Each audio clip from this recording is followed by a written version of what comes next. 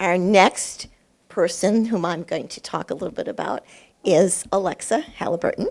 Alexa graduated magna cum laude from the University of Kentucky in 2022 with a BS in neuroscience and a minor in pharmacology. Currently, she's a student at Roosevelt University. We're so happy to have her in Chicago.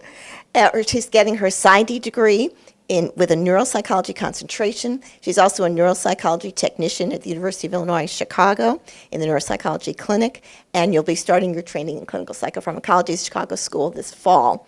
And I think you're doing other things too that we've talked about. But at Roosevelt, you're the representative for the Association of Neuropsychology Students and Trainees, which is fantastic. When you were an undergraduate, you founded an organization called Minority Students in Neuroscience, which was created to provide resources, support, and community to underrepresented students on campus interested in or majoring in neuroscience. And in February of 22, this organization was awarded the Professional Organization of the Year by the University of Kentucky's NAACP and the annual Freedom Ball for its contribution to students. You just do so much on so many different arenas for so many people.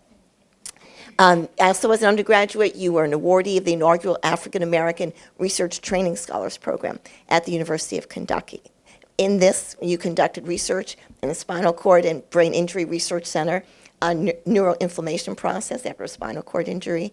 You also worked in a human behavioral pharmacology lab in the Department of Psychology, where you researched humans' cognitive processes, impaired judgment, and ability to take risks while under the influence of alcohol. Your clinical interests include cognitive and mood disorders, traumatic brain injury, epilepsy, and pharmacology. And you'll talk to us about your aspirations for your career as an Illinois prescribing psychologist. Thank you. What a grand introduction. Wow. All right. Thank you so much for that.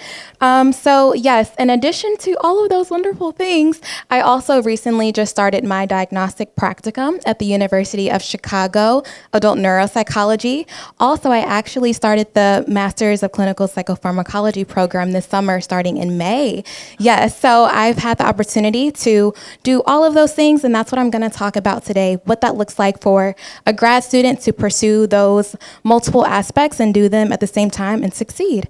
Okay, so for the MSCP program, I just want to talk about the time management and overview of it. So from what I've experienced thus far, it's broken up into discussion posts where you have to respond to the prompt, and then you have your peers that respond back to you with a question or comment, and then you respond back to them.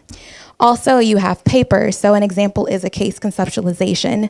So a prompt may be, here's a case, and as the prescribing psychologist, I want you to use your skills and competencies to see if this person may need this medication or does not.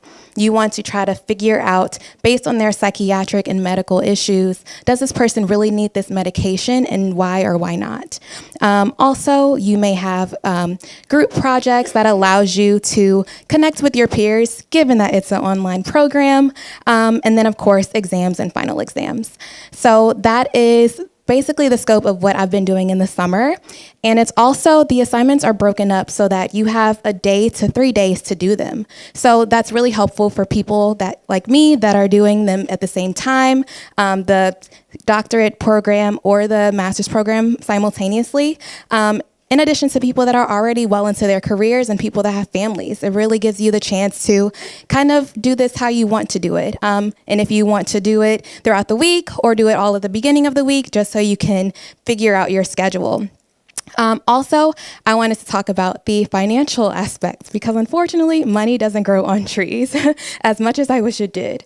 So first you have the Fellowship of Clinical Psychopharmacology, and that's when you just have to show proof of your Division 55 APA membership so that you get a scholarship that ranges over the journey of your program.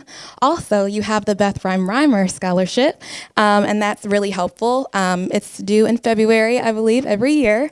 Yes. And then I will say I kind of had to advocate for myself for my main institution just because they were unfamiliar with a student pursuing 2 different degrees at the same time in different universities. It's a fairly new thing.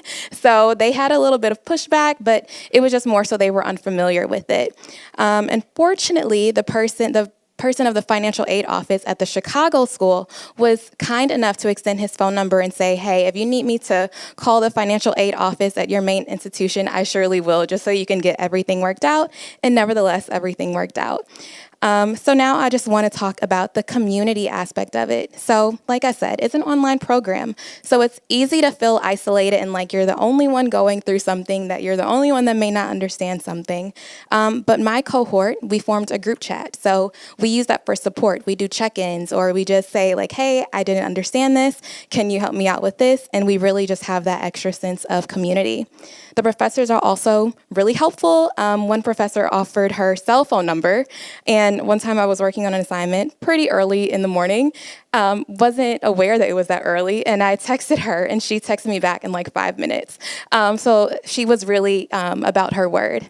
And then, of course, Dr. G, the chair of the program, he is really intentional about his students' journey. So whenever you are admitted into the program, he carves out a one-on-one session where he goes over your specific journey in the program. He also offers multiple resources and books that help you get through it, in which I carry these books on me all the time just to read during pastime. They're so helpful.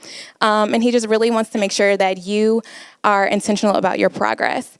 And then lastly, I will say that take the initiative. So if you're a grad student doing both degrees at the same time, see in what other avenues of your life can you still get that experience. So for example, like I said, I'm doing my adult neuropsych prac, diagnostic prac at the University of Chicago.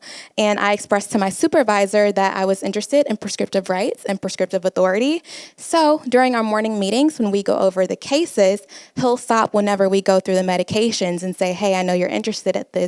Like, let's break this down a little bit. Or he'll just give me a little pop quiz to see if I'm aware of what that medication is. So I'm able to kind of get that clinical experience when I'm already just taking these classes and when it may be a few years before I get the MSCP clinical experience. So take the opportunities that are given to you and also try to reach out for more, because I'm sure they're there.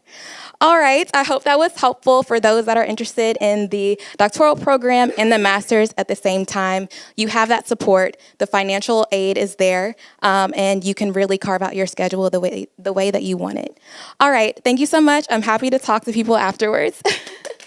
Excellent, excellent. Thank you so much. Thank you.